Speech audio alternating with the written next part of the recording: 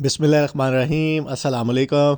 ये जी कोर्ट में आज क्या हुआ वो आज की वीडियो में देख लेते हैं। आज क्योंकि उनका जुडिशल रिमांड सीओ साहब का ख़त्म हो गया था तो उनको जज के सामने पेश किया गया। कंपनी की तरफ से उसको एक गुड न्यूज़ के तौर पे पेश किया जा रहा है और वो ये है कि इनको जुडिशल कर दिया गया है। जुडिशल का मतलब ये है कि इनको मज़ीद पुलिस के हवाले नहीं किया गया। वो जो पिटीशन थी पुलिस की तरफ से उसको मुस्तरद कर दिया जज ने और इनको अडियाला जेल भेज दिया गया है। अडियाला जेल का मतलब ये है कि अब इनकी बेल हो सकती है क्योंकि ये जो ऑफेंस है ये हमने कल की वीडियो में भी देखा था, ये बेलेबल ऑफेंस है। तो अब ये कुछ टाइम बाद जो है ये वापस बाहर आ जाएंगे और अब देखना ये है कि क्या जो दूसरे इनके ऊपर केसेस बन रहे हैं दूसरे कोर्ट्स जो हैं उसमें ये अब ये करेंगे, क्योंकि जिस तरह आज पता चला है कि जी इनके कोई 12 से 14 वकील, यानी कि जैसे हमने पिछली वीडियो में भी देखा था कि ये जो लोग होते हैं इनके बहुत अच्छे तगड़े वकील होते हैं, तो ये इनकी प्री अरेस्ट बेल अब मोस्ट प्रॉब्ली अप्लाई कर देंगे ताकि वहाँ से उनको अरेस्ट ना किया जा सके। तो इसको कंपनी की तरफ से एक कामयाबी पेश किया जा रहा है कि जी ये जो पुलिस वाला चक्कर था ये अनकरीब इनका ख़त्म हो जाएगा।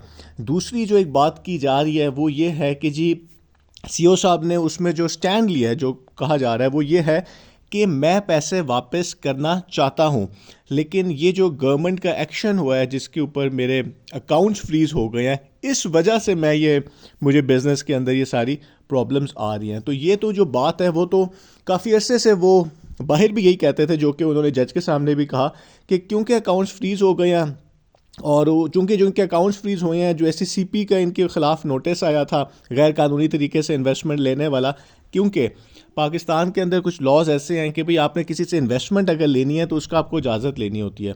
तो चूँकि वो फुलफ़िल नहीं हुई थी तो SECP ने नोटिस कर दिया था, इसको भी इन्होंने चैलेंज किया हुआ था।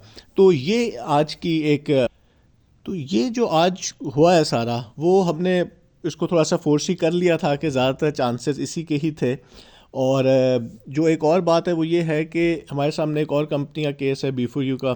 उसमें भी जो CEO साहब थे वो जज के सामने यही कहते थे कि जी मेरे अकाउंट्स जो हैं क्योंकि गवर्नमेंट ने फ्रीज़ कर दिए हैं तो इस वजह से मैं पैसे नहीं दे सका। लेकिन ये अलग बात है कि वो 3-4 साल बाद भी लोगों को पैसे वापस नहीं मिल सके थे।